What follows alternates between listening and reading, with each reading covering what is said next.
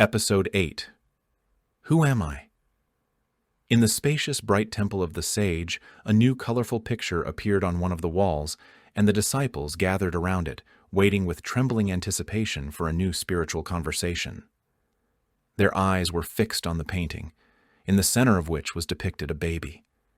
He looked at the world with wide open eyes and smiled slightly, getting ready to get acquainted with the world around him, to know it, to grow and develop, to play, to learn, to interact with other people, to love, to rejoice and be upset, to experience emotions, to live. Around the baby in a circle were pictures, situations from adult life, which apparently could happen to this baby. Here he is, already a young man, meeting a girl. Here he is, happily playing soccer with his son. Here he is bored at work, counting down the minutes until the end of the working day. One of the pictures showed the same man in the middle of a fight, the moment when he threw a punch at his opponent and he fell on the ground, arms outstretched. In another picture, you could see the same person in a cheerful group of friends, sitting in a bar with glasses of beer. In the third illustration, the same man was lying on the couch with a despondent expression. The TV remote control was clutched in his hand, and his wife in a dressing gown and curlers looked at him with obvious displeasure. "I wonder what all these situations mean," one of the students uttered thoughtfully, intently examining the canvas, and as if not expecting an answer, but simply thinking aloud. "Maybe it's just the cycle of a person's life?" one of the students suggested.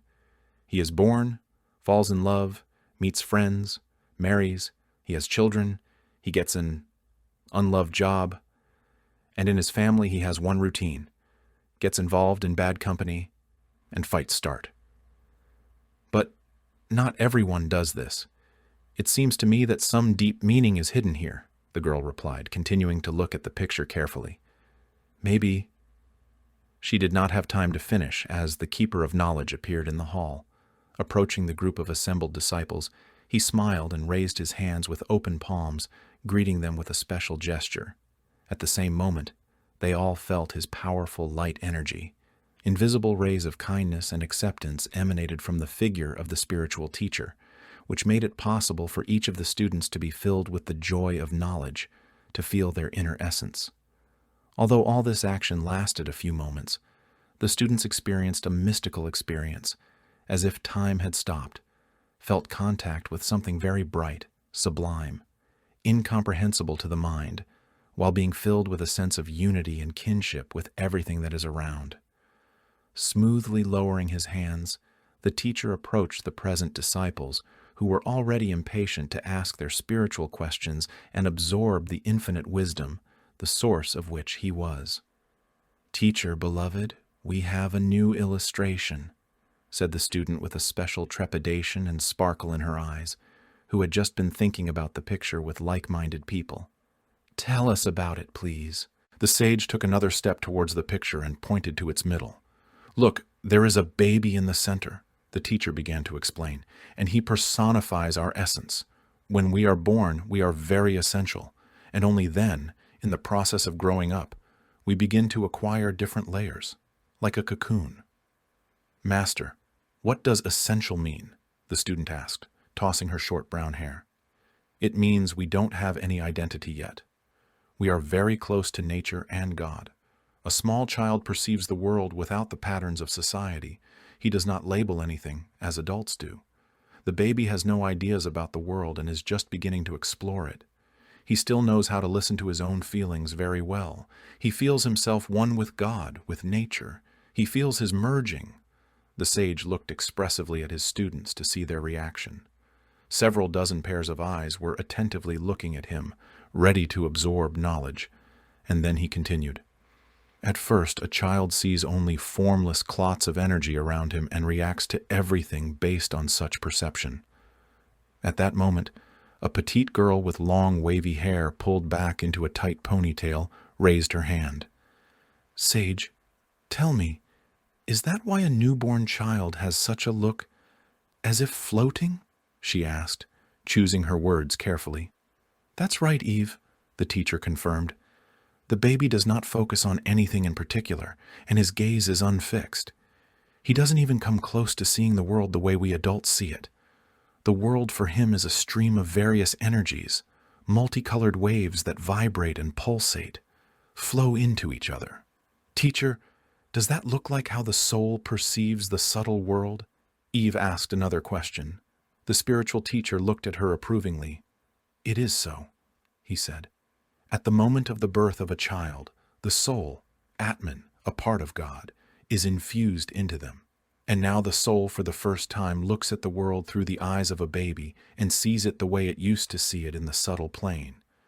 It turns out that the soul enters the child, and from that moment it becomes packed into the physical body. Master, I have heard such an expression that the body is the suit of the soul, said a tanned, middle-aged man with a weather-beaten, high-cheeked face. Is this the correct understanding? That is, the soul in the body is bound as if in a spacesuit? That's right, Andre, the sage confirmed. The body limits the soul. Before moving into the body, the soul was free and could fly wherever it pleased.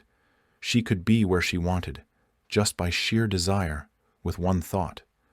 Like in a dream, Eva clarified, and quickly looking up added, After all, in a dream we can suddenly be transported from one place to another.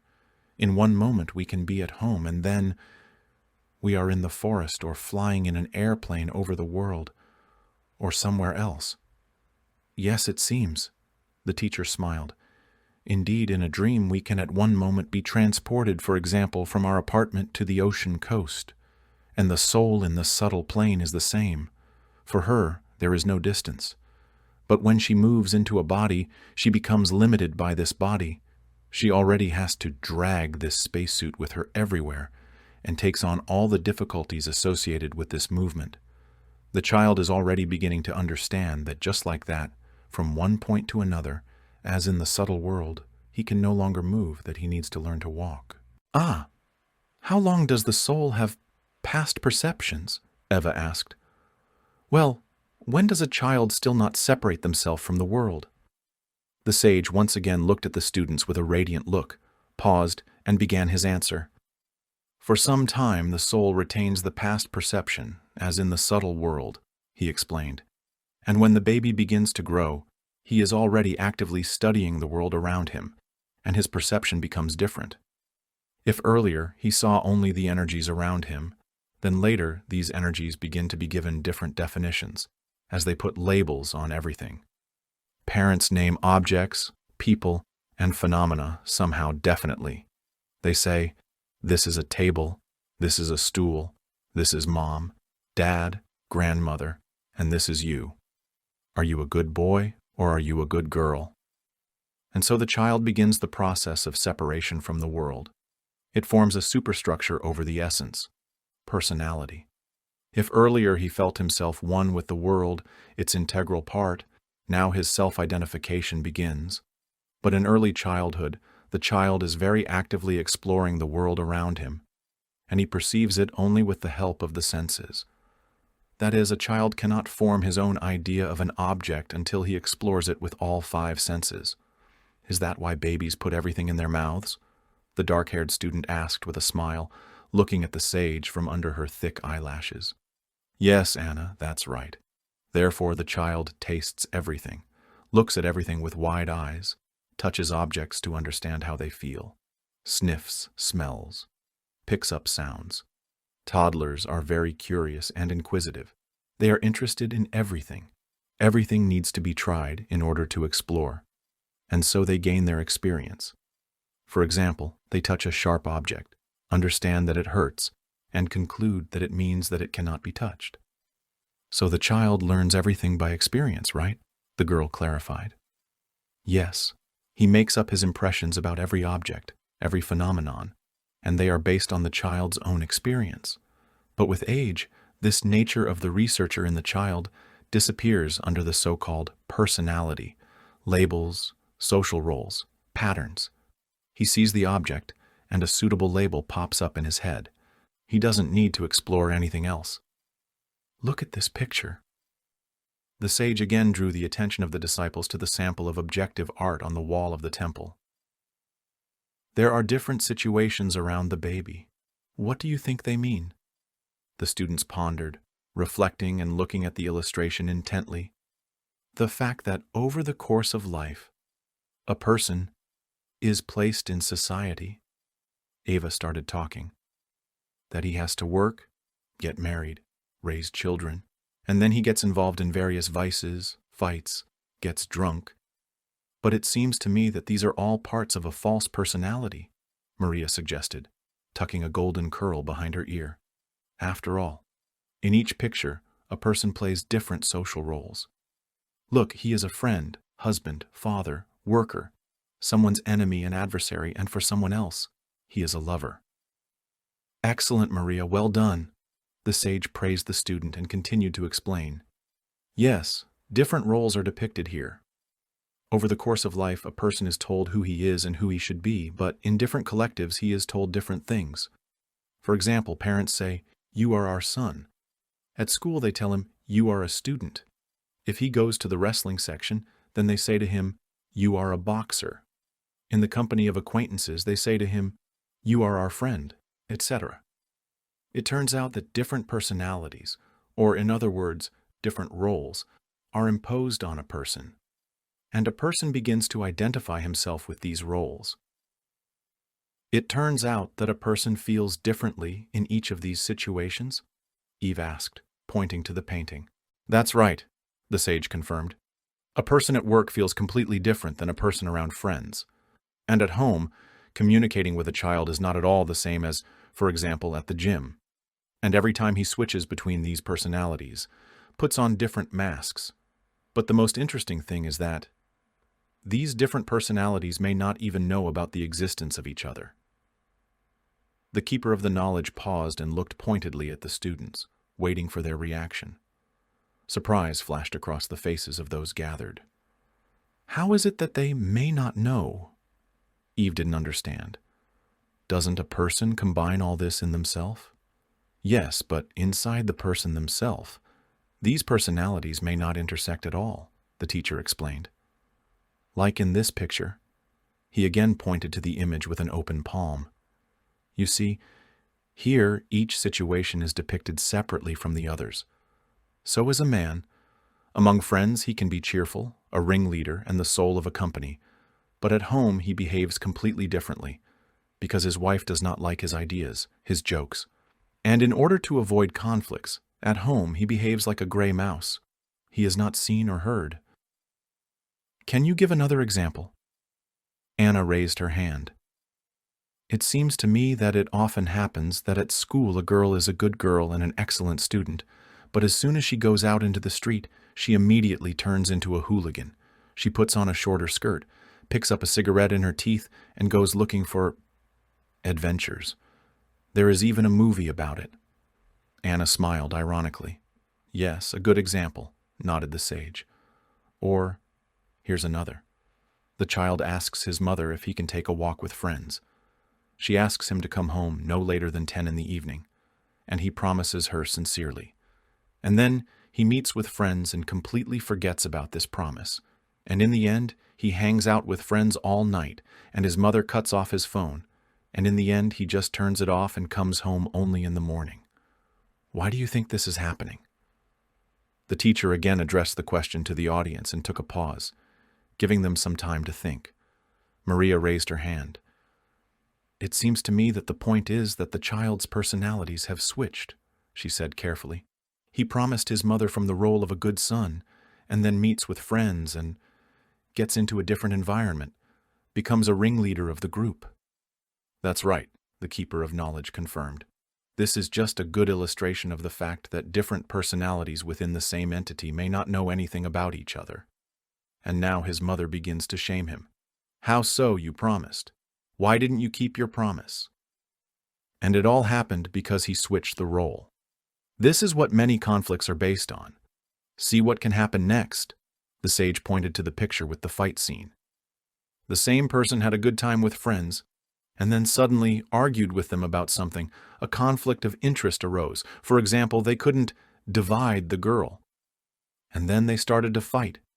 And before that, they already turned on a completely different false personality. And now a man only recently swore eternal friendship. But then, from a different role, he begins to hate his friend. "Teacher, tell me, why do you say false personality?" Anna asked, emphasizing the word false with her intonation. "Because each such personality of a person, each of his roles, is not the person himself," the sage answered, and looked shrewdly at the student, making a significant pause, emphasizing the significance of his words. "Do you understand? Man himself is the Atman, the divine spirit, which is placed in the body. There is such an analogy with an egg, where the yolk is the soul, the protein is its essence, and on top is the shell, its personality."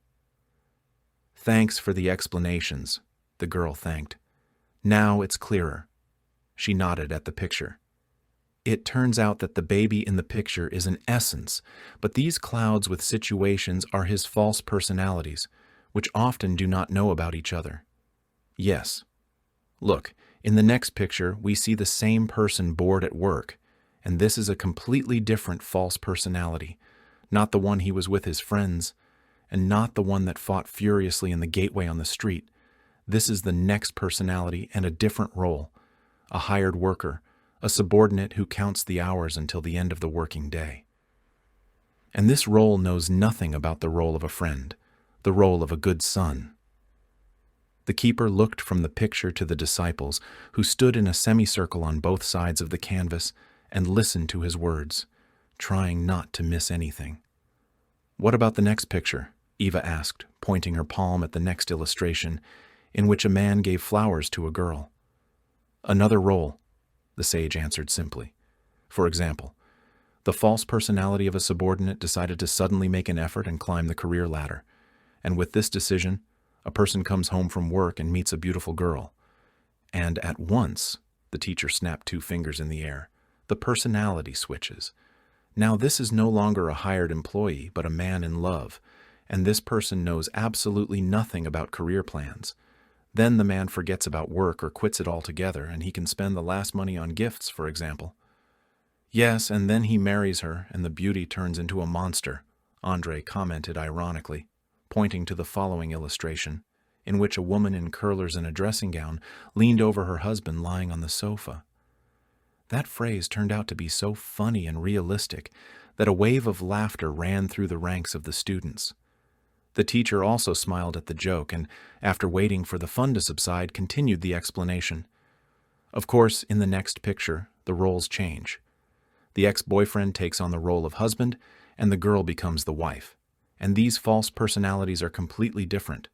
The man has already conquered the woman and now lies quietly on the couch and has forgotten what flowers and gifts are. And the woman ceases to take care of herself. She constantly only nags her husband. That is, they both turn on other roles, other false personalities. And so she tells him, "Stop messing around, get up off the couch." And he tells her, "Yes, you are not at all the woman I married." The teacher laughed contagiously, exaggerating the situation, and the students again picked up this wave. The most amazing thing is that he is right. He really did not marry this woman, but another person. Yes. The sage spread his hands and shook his head in confirmation of these words. They were both different in that candy bouquet period, and then they quite sincerely swore eternal love to each other. They really believed their vows, but then they got married, and the environment changed, and new roles were formed, new false personalities. "So what is next?" Anna asked, pointing to the last picture of a man and a child playing ball. "Is the circle closing?" "Yes. Then this person himself becomes a father and already takes on a new role and acts from a completely new false personality. And it turns out that in one person, who himself was once a baby, who does not understand who he is and why, different false personalities are included in different periods of time. And there are a lot of these personalities and social roles. They densely cover our essence, like an eggshell. And these personalities constantly switch each other.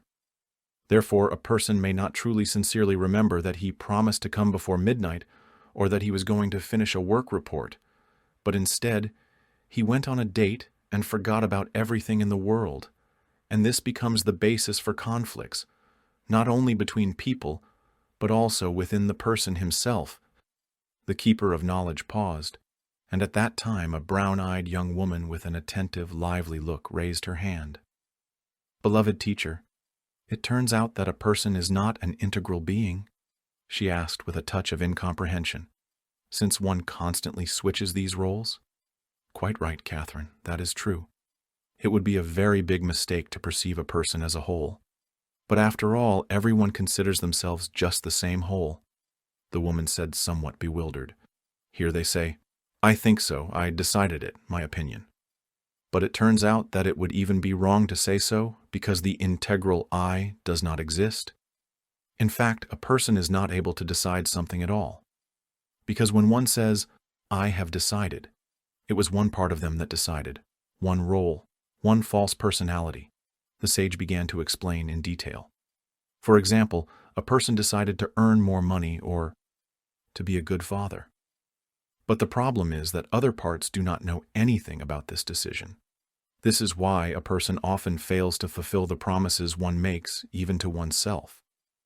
That is, people do not fulfill their obligations and often tell a lie, not because they are actually so bad and initially planned to deceive, but all because of these switches.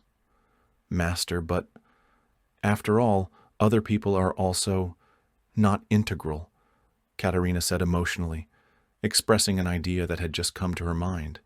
"And other people's roles are constantly changing, and often they are radically opposite. And what a mess this is." An expression of genuine lively surprise appeared on the face of the young woman, and, observing this realization, the keeper of knowledge smiled restrainedly, recognizing the validity of the stated idea. "Therefore, if they promise you something, swear and beat themselves on the chest with their fist that they will do it. Then you must keep in mind that you are dealing with only one part of a person, and when the role switches, a person can simply even forget about these promises. If all people were accountable for this, many unpleasant situations could be avoided. And can there be problems due to the fact that the roles, on the contrary, have not switched?" Katerina asked. "Yes. This also happens often. For example, a woman works as a judge and then comes home and without switching her personality begins to behave in the same way, to judge her husband, son, daughter. That is, switching roles is bad, and if you don't switch, is it also bad?" Catherine decided to clarify. "What then is a person to do? How to deal with these roles?" "Most often, switching roles happens automatically, thoughtlessly," the sage patiently explained.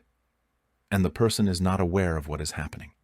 Therefore, the first thing to strive to do is to become aware of your roles. Learn to understand when they switch. A person must understand, first of all, that all their false personalities are not themselves.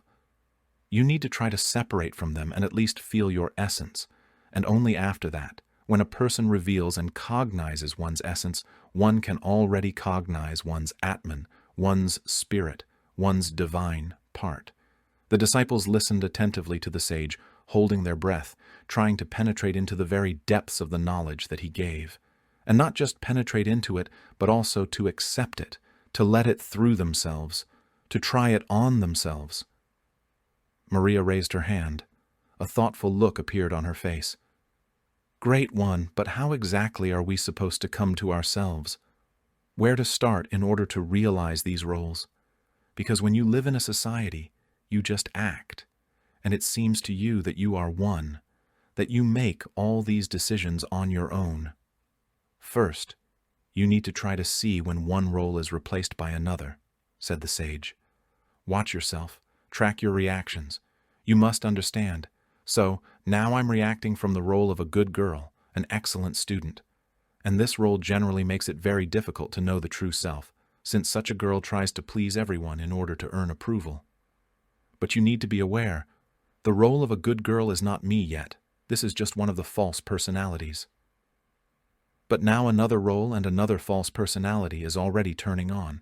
For example, the role of a caring mother, which can manifest itself not only at home, but also at work, with her subordinates. Therefore, you first need to become aware of your set of roles, and then observe under what circumstances this or that role appears. And to make it easier, you can give them different names, labels. Teacher, and these names? Can they be funny so that we exaggerate our manifestations and laugh at ourselves? Eve asked, shaking her blonde curly ponytail. The sage nodded with a smile. That would be very good. For example, you can name them like this: cowardly hare or strict boss, mother's daughter, etc. This will make it easier to separate from all false personalities, to understand that there is one role, another, a third, but none of these roles are you. All these roles, all these false personalities, arise under the influence of the environment, society, and it all starts with the very first words of the child, when parents name objects for them and hang labels on them. Teacher, please give an example of how this can happen. Eve decided to ask in order to better understand the knowledge that the teacher was transmitting. How do these labels form in a child? For example, the baby understands that he needs to learn to walk, and he tries to walk, and hits the stool painfully. And they say to him, "This is a stool. It's bad. Let's punish it." And he already has such a division in his mind. There is me, and there is a stool that causes discomfort.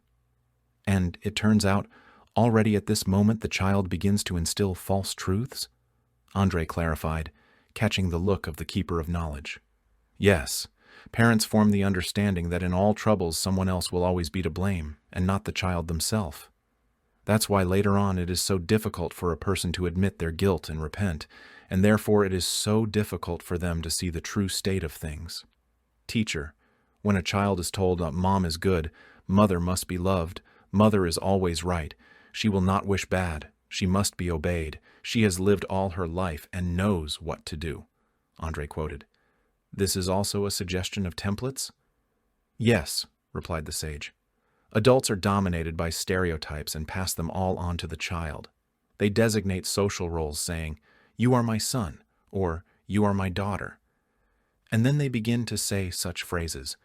"We didn't live richly. There's nothing to start. Yes, we don't grab stars from the sky. And you don't stick your head out either." And these attitudes and behaviors are absorbed into the child and begin to determine their future life.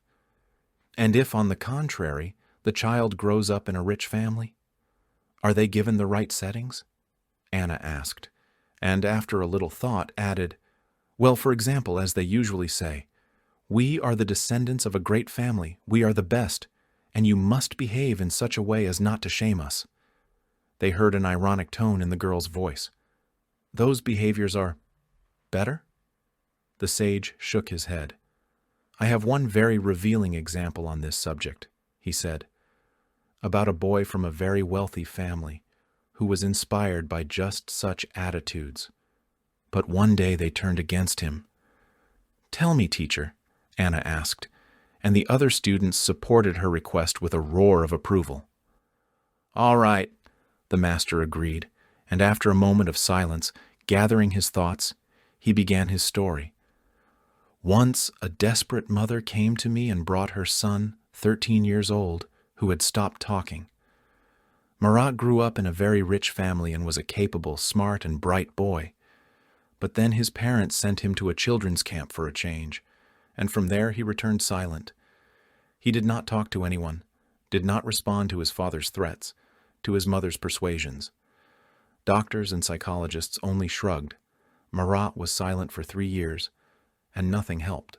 What happened to him, master? Ava stepped forward. I learned the whole story later, but I'll tell you in order, the sage answered.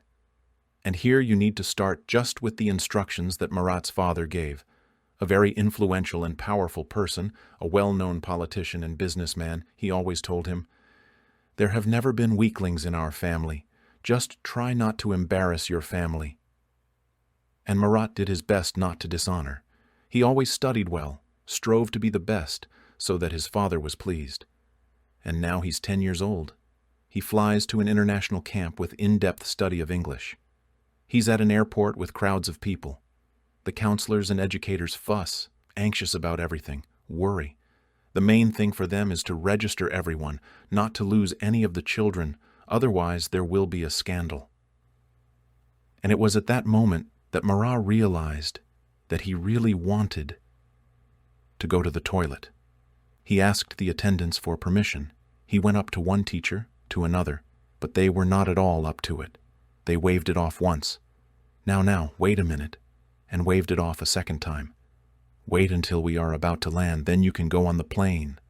And Marat waited and waited, endured, and in the end could not stand it. He did his business right in front of everyone. This was noticed by the teachers, and other guys noticed it too. Can you imagine what their reaction was? A rumble ran through the rows of students again. The students spoke briefly.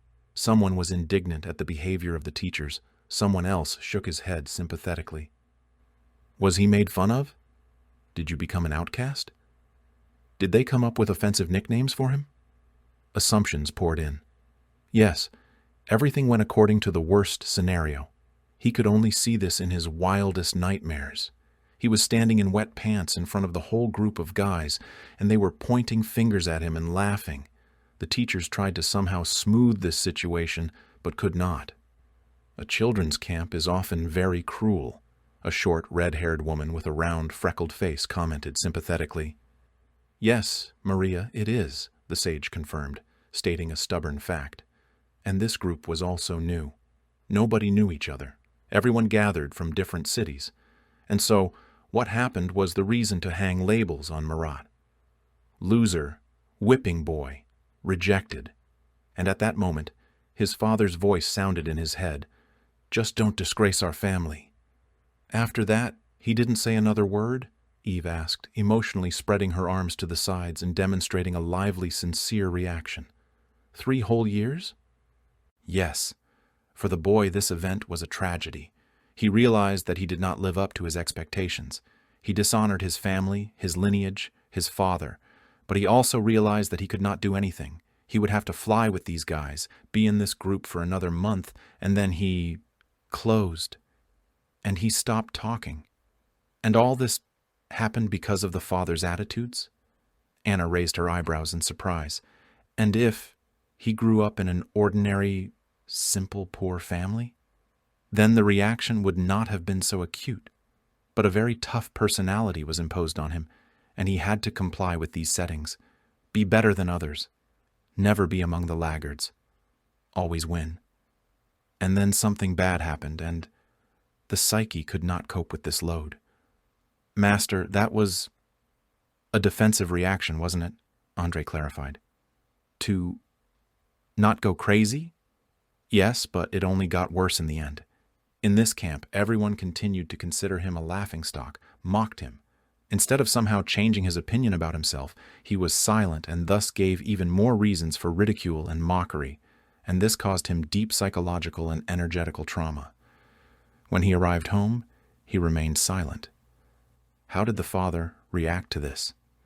As always, in his authoritarian manner, he began to shame him, wanted to force him to speak in harsh ways. He believed that his son was just fooling around, that he was doing it out of spite on purpose. But these methods did not help. Marat remained silent. This is how he came to me. The keeper of knowledge finished speaking and looked around at the students who froze in place, waiting for the story to continue. It was evident that each of them empathized with the boy and sympathized with the misfortune that had happened, as if passing this story through their souls. Teacher, and what happened next with Marat? Eva expressed a question frozen in the air. The sage gave the student a bright smile.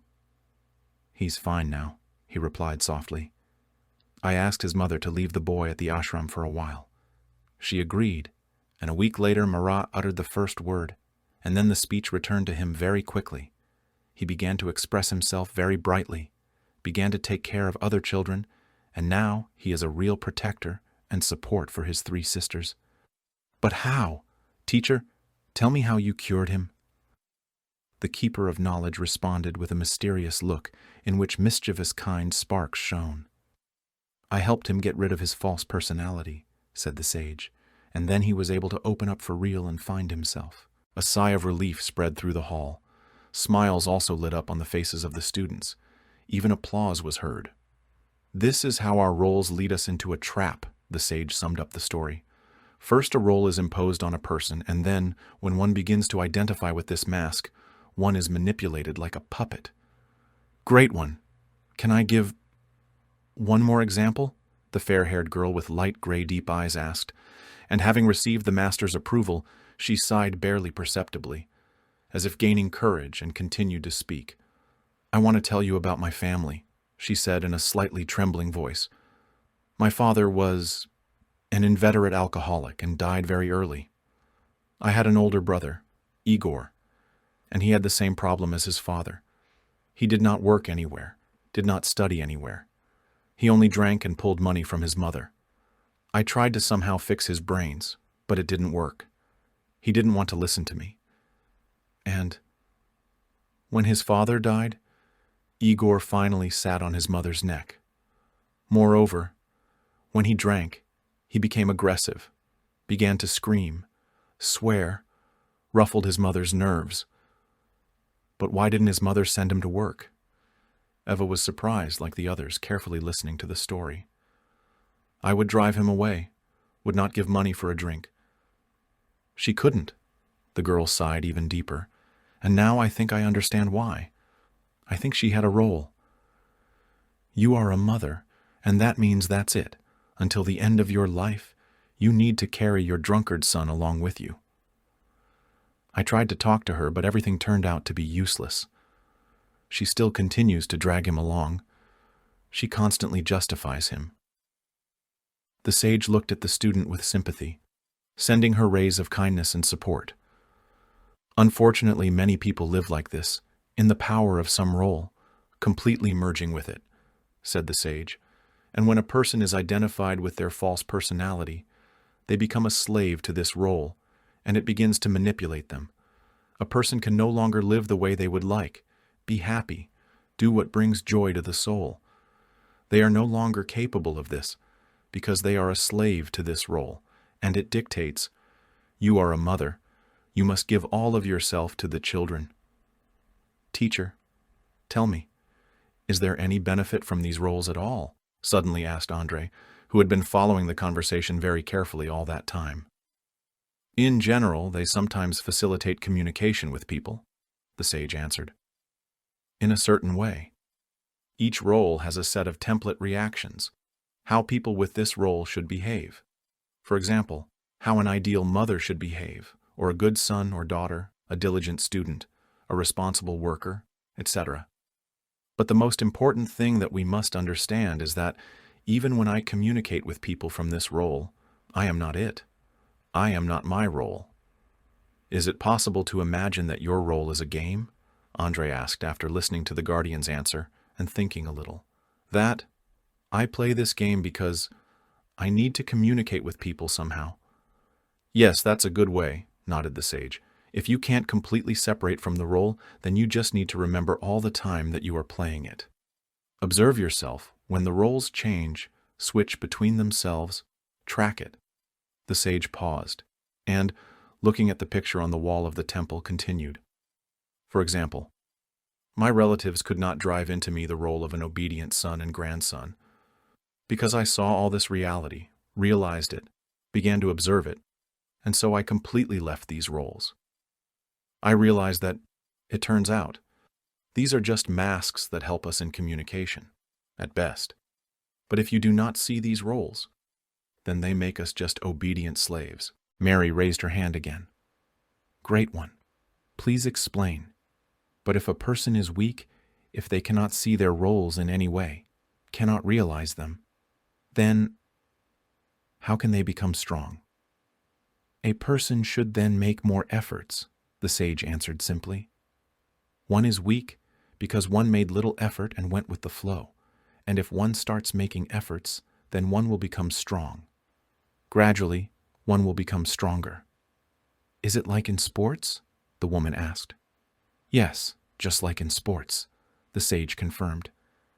"If a weak person comes to the gym, then this person needs to train more, exercise more, lift dumbbells, barbells. And then one becomes strong through training, through constant effort. A person becomes spiritually strong due to the fact that one makes spiritual efforts, constantly conquers himself, does not allow false personalities and roles to subdue them, and then one becomes strong spiritually. One is freed from slavery. Teacher, but there are people with a very weak essence, aren't there? Maria asked, and after thinking, explained her idea. Such that, even if good conditions for development are created in a group, they cannot develop. What to do in this situation? Can these people be helped anymore? Now, such cases are not uncommon, the sage answered with calm confidence. The living conditions of a modern person are too easy. One does not need to struggle to survive. There are many opportunities to be lazy, to go with the flow. Since childhood, the child is fed by parents, restricting their movements. And now a person grows up weak and then can do nothing. It would only help if a person was taken from their usual environment and placed, for example, in the taiga, in difficult conditions. And there they would begin to struggle to survive. Their essence would begin to develop, and then perhaps they would understand something.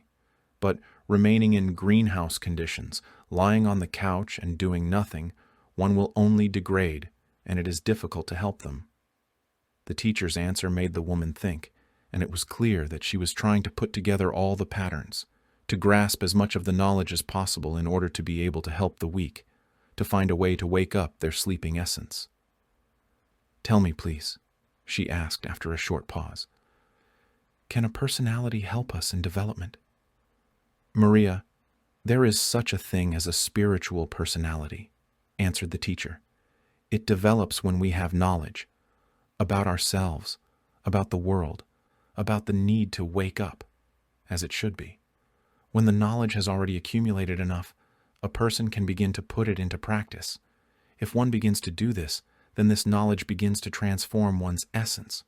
So it turns out that in order to develop the essence, it is necessary to accumulate knowledge and develop a spiritual personality. The student formulated the following question. The first step is to work with our false selves. You should always start with this, the master explained, because a person who wants to follow the spiritual path always first of all encounters the influence of these false personalities, these roles, and they hinder a person, build obstacles. Therefore, you need to give names to these personalities. Observe them. Come to the understanding that these personalities are not myself.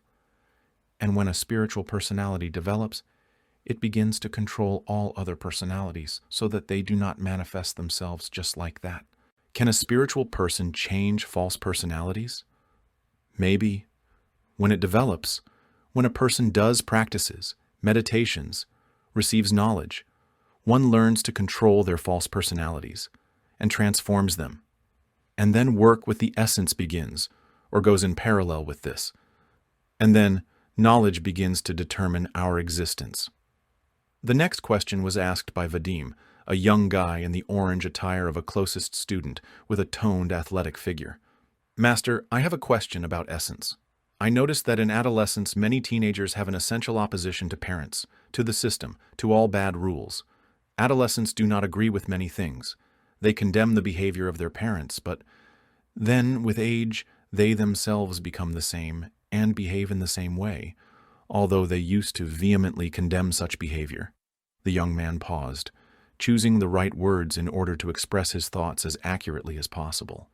It turns out that even a developed essence does not save from education, from any wrong installations, and it turns out that even if a person remained very essential until adolescence, after that, the influence of personality starts to press upon them.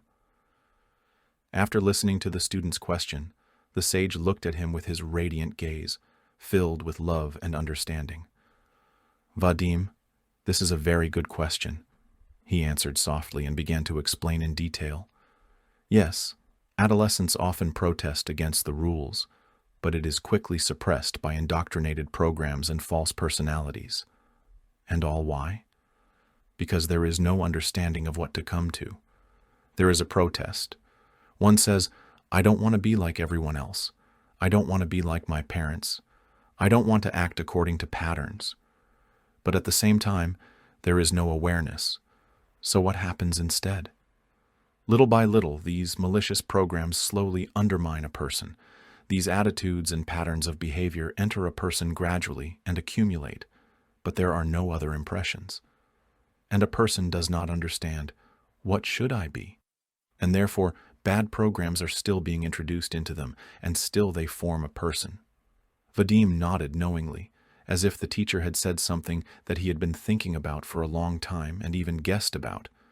But they were thoughts which he could not, on his own, formulate and bring to completion, since the truth constantly slipped away at the very last moment.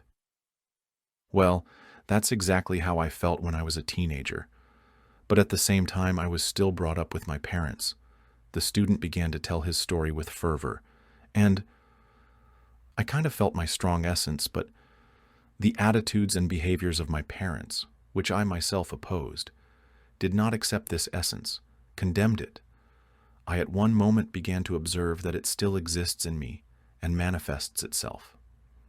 It's good that you understand that. You need to keep tracking this. At what point these attitudes operate, what false personalities are formed, when these false personalities switch. And then you need to further build yourself up, form a new spiritual personality. Ask yourself, who will I be then? How will I behave? And build these roles consciously. And how to do it right? Vadim continued to ask questions with fervor. The first is to name your personalities, to realize them. So what is next? It is necessary to consciously form an idea and understanding in oneself. I will be a spiritual person, and today for this, I will do the following actions and deeds. I will cultivate the right thoughts, do spiritual practices in order to become the person I want. If this conscious intention is not there, then external impressions will still win, because a person does not see an alternative to imposed roles, and gradually becomes the same as the whole environment. The face of the young disciple lit up with understanding and sincere gratitude. It was clear that the words of the teacher, having fallen on the prepared ground, became for him not just knowledge divorced from practice, but the true indication of the path, a guide to action. Meanwhile, a tall woman raised her hand. At first glance, a very straight posture, femininity, and smoothness in movements were striking. It was difficult to determine her age, but from the wrinkles around her eyes and a slight gray in her hair that fell over her shoulders, one could assume that she was no longer young. Great teacher. She bowed her head respectfully, looking at the sage with trepidation. You said that you need to protect a person from the influence of wrong programs so that the person grows up normal, she began. But I remember about the Buddha. He was born in a rich family and was protected from many wrong attitudes, but he could know the essence of life only when he saw suffering, fear, and death, ugliness with his own eyes. The woman spoke in a sonorous, melodious voice, and in her eyes burned the fire of the joy of knowledge, the energy of an active spiritual search. But, for example, Marianne, the student continued to say, she is much closer and more understandable to us. Buddha lived for a long time in isolation from ordinary people, in his palaces, and then he left the world to devote himself to spiritual practices. Mariana, from childhood, was in the society we are used to. She was, as it were, inside the matrix, but did not obey its programs and herd laws. Tell me, how can a person achieve such an effect? After all, not everyone is destined to live in the mountains, like monks, or like yogis in an ashram. How is it that people find the strength to resist these programs and false personalities? Is it about the right upbringing? But Marianne's parents were ordinary people. After listening to the student, the sage readily began to explain. Sophia, the fact is that Buddha and Marianne were very strong people. When a person is strong, a person very quickly begins to understand when they try to inspire him or her with false programs and values. Such a person does not perceive these programs, begins to resist them, finds some way out so as not to fulfill them. And if the person is weak, then they quickly give in to suggestion, and false personalities can easily subdue them. And in order for something normal to come out of such a person, you need to protect them from these programs in childhood. It is necessary to explain to them that all these roles and false personalities are a way of manipulation. And if you constantly explain this to a person, maybe they will have the strength to cope with these programs. That is, it will be better for an ordinary person if they are placed in some ideal conditions from childhood. For example, how Krishnamurti was brought up. After all, from an early age he was prepared so that he could become enlightened. Yes, Krishnamurti was brought up properly on purpose, the keeper of knowledge confirmed. From childhood, Buddhist monks studied with him. He studied sacred texts, meditated. This is how the great thinker and philosopher Krishnamurti appeared. If all people had such a correct upbringing, then they would become normal, could wake up and help others. But that doesn't happen. Usually a person is crushed. From the very childhood they inspire him with different programs, give him wrong settings. The teacher paused, and mischievous sparks flashed in his eyes. It is difficult to fight this when you are taught from childhood that the solution to all problems is childbirth. Ironic intonations appeared in the sage's voice. Are you sick? So, when you give birth, you will recover. Is something bad for you? But you will give birth, and it will be good. Husband drinks and has a mistress? I need to give birth. Listening to how fervently and kindly the sage exaggerated one of the common stereotypes, the students could not help laughing, as it seemed so absurd. It turns out that some deliberate lie becomes the solution to all problems, the teacher continued, and if a person is weak, such a person may not figure it out, not understand, and fall under the influence of this manipulation. Teacher, it turns out that Osho was also protected from the bad influence of society in childhood when he was given to his grandparents? Sophia asked her next question. He was not affected, and therefore a good person grew out of him. Yes, that's right. He was not affected, so he retained his essential perception throughout his childhood. He himself ran in nature, walked in the forest, was constantly on the street, swam in the river.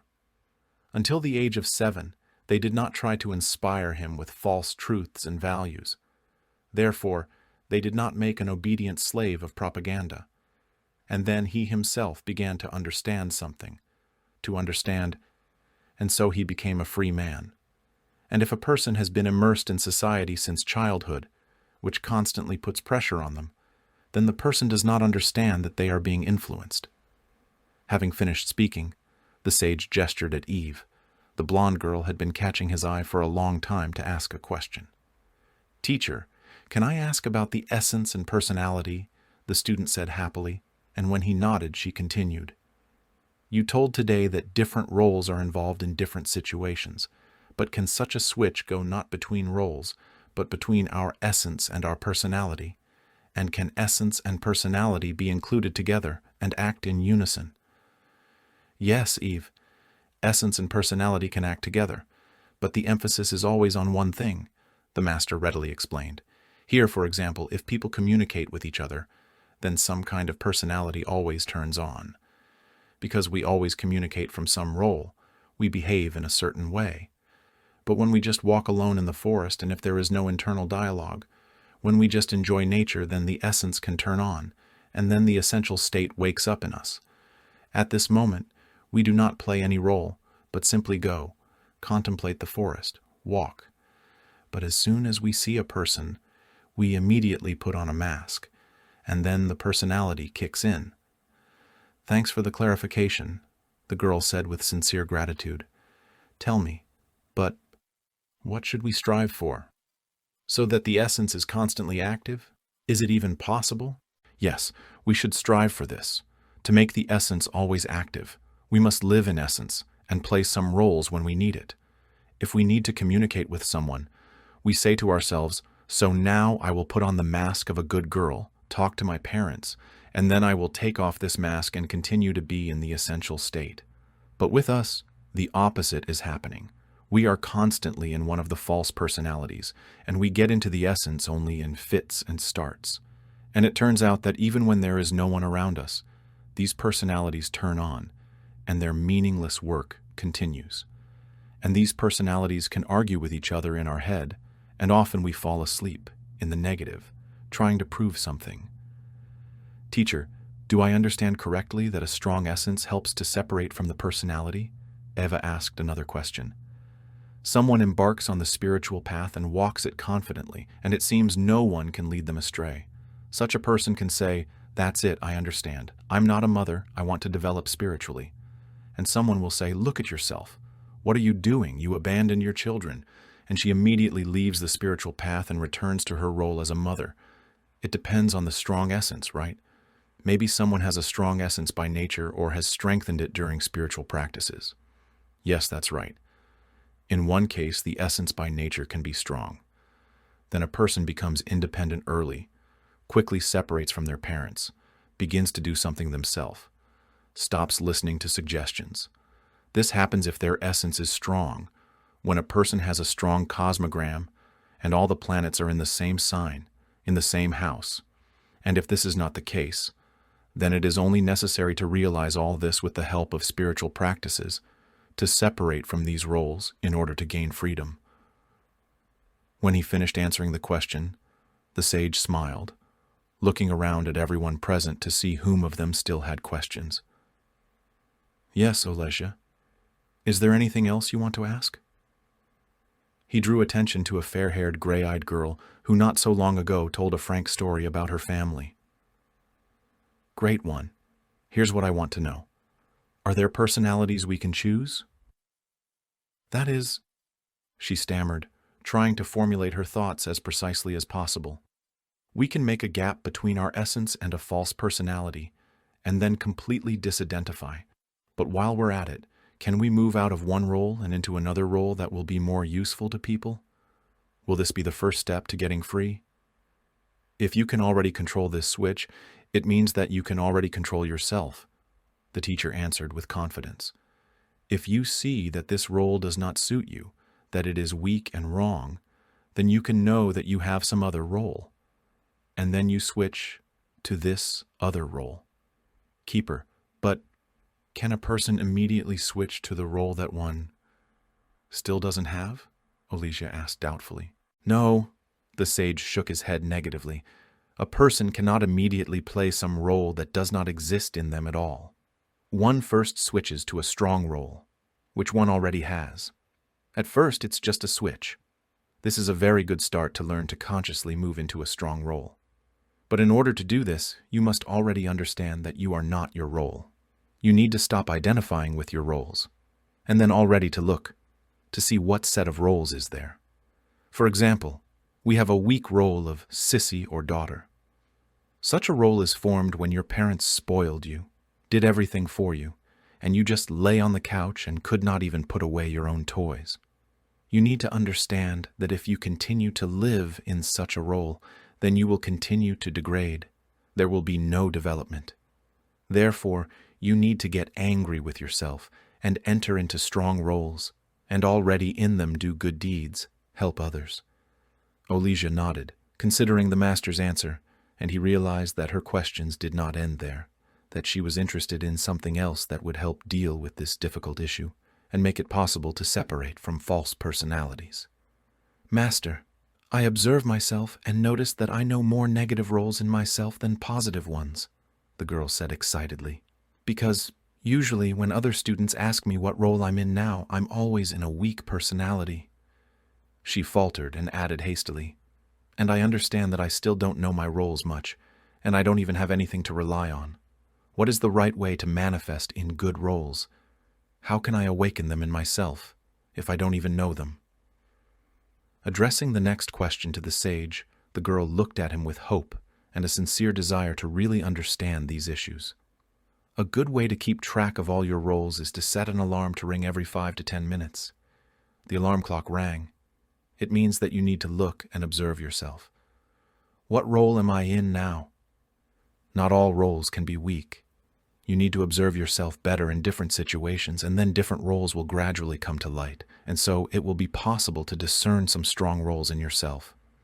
You can also recall some situations and see what roles were manifested in each of them. When you showed yourself in a strong position, what was the role then? And then you need to try to enter into this strong role. We'll definitely try this practice with an alarm clock. The student warmly thanked the sage. And here's another thing I wanted to ask: how to distinguish between the desires of the personality and the desires of the essence. I understand that the desires of the personality are imposed from the outside, but I still get confused about this. So, for example, if I feel that the fear of evaluation prevails, then is it always a personality? And can it be that the desire of the essence at this moment is completely opposite? For example, a person is afraid that they will be assessed negatively, and the essence, on the contrary, wants to manifest itself brightly. Dear teacher, please help me understand. Olesia, you need to watch yourself. The guardian of knowledge smiled softly in response. Yes. Often a person does not feel the difference between essence and personality, does not know what centers are manifested in themselves. We will talk in more detail about the centers of our essence in the next spiritual conversation. We will have a new picture, and there I will tell you everything in detail and show on the diagram what centers we have and what exactly our essence consists of. And we will learn to distinguish between the desires of essence and personality. We will learn to understand which centers of essence are turned on at one moment and which at another. We will learn to observe ourselves further. If we have never observed ourselves, then we will not see anything. It all starts with knowing yourself. Olesia and other students looked at the sage with gratitude and joy. Now, during the spiritual conversation, many questions that seemed difficult had become clear. The students looked at themselves differently and were ready to continue to work on themselves, to know themselves in order to further expand the horizons of spiritual growth. Looking around at those present, the keeper of knowledge spoke again. I remembered a good example, he began, accompanying his words with an enigmatic smile. Once Gurdjieff was talking with a well-known politician, and this politician was so eloquent, put forward various theories, made plans, talked about the war, who is for it and who is against it, did some analysis. And then Gurdjieff went and turned off the false personality of a politician in him, and he ended up in a very senseless state. He literally sat and did not understand what was happening. The personality turned off, and his essence was exposed, and it turned out to be very weak, poorly developed. Here is the dialogue between them. Did you just talk about the war? Gurdjieff asked. I don't know anything about it, the politician replied in confusion. And what do you want? Raspberry jam. The teacher paused, once again looked at the students and smiled. Smiles also ran across the faces of those present. Everyone imagined this situation, this ridiculous politician, in which false personalities completely drowned out the essence. It turned out that he had the essence of a 5-year-old child, the sage continued his story. And only the false personality lived on some ideas and plans, while the essence knew nothing of this. It saw a cup of tea and realized that it wanted raspberry jam. His essence was underdeveloped. As soon as he finished speaking, a hand was again raised among the students, belonging to a young brown-eyed girl who, like the others, actively participated in the conversation. Dear teacher, but you said that if one false personality makes a decision, then the other does not know anything about it. But at the moment when we make a decision, we really believe in it, don't we? For example, that we will continue our spiritual development, that we promise ourselves, for example, to give up bad habits, to start exercising, to start moving through our career, etc. But how to make a decision and stay in this decision, even when there is a switch to another personality? How to make it so that one lives with this decision and it is embodied? Katerina, this requires more anchors and more mood, the teacher said, sending a warm look to the student, full of love and acceptance. Now, if I know that my spiritual part is activated at the moment, and at this moment I make a decision, it is sincere, but I know that my other weak parts will turn on very soon, then I need to be ready for this. You need to set yourself up. To do this, list these parts, call them the names that we came up with in advance. Mentally go through these roles. And when they turn on, you need to remember your decision. We need to remember that we wanted to manifest ourselves correctly, to be conscious, And this spiritual part will then turn on parallel to another weak part, and they will work at the same time. And if our mood is strong enough, it will allow us to remember our decision. So it turns out that our false personality will act as an anchor? Katya asked. If we notice that it has appeared and controls us, then we need to remember about our other part and about the decision made? Yes, you understood my idea correctly. The sage smiled mischievously. We can use a false weak personality as an anchor, she turned on, and we remembered our task. For example, we understand that our hysterical role of a bitch has turned on, and then we remember, I decided not to freak out anymore, not to beat plates against the wall and not fall to the floor. I will not do this, but I will be aware, observe myself at this moment. Now, if you set yourself up like that, then the two parts will unite together, and the struggle with yourself will already begin. The spiritual part will struggle with a false, imposed personality, with negative attitudes. That's when the deep inner work begins. Teacher, I also wanted to ask about the spiritual essence and spiritual personality. Are these different concepts? The same student asked when the sage finished explaining. Tell me, how can I better understand this? Yes, this is not an easy topic, the sage replied. We will definitely talk about it tomorrow. In the meantime, I will say this. An essence can be of a high level. Then it quickly becomes spiritual and acquires the 7 treasures of the soul. And sometimes it is underdeveloped, like that politician who wanted raspberry jam. Such an essence takes a long time to develop. But in any case, the spiritual personality is always formed first. If it is properly formed and it begins to actively work in us, then the essence also begins to grow in us. With these words, the sage once again gave the disciples a look full of warmth and love. All of them were now in an active state of spiritual search, having received a very large portion of knowledge. Many needed some time in order to realize and process the information received. The next day, a new meeting awaited all those present, so that having allowed the received knowledge to sleep, they could go even deeper along the path of self-knowledge and answer the question, who am I? Today's conversation came to an end, and the sage concluded it, according to tradition, with the lines of a spiritual poem. Multiple mysteries of being, one of them is me. Who am I? Came a question, and immediately after, the answer, light from the deep.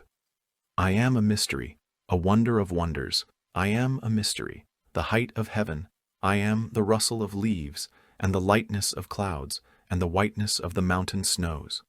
I am this world birthing itself, in the love stream, the happiness of being, in the flight of the colors of the world, of beauty I am the drop of light of a bright star.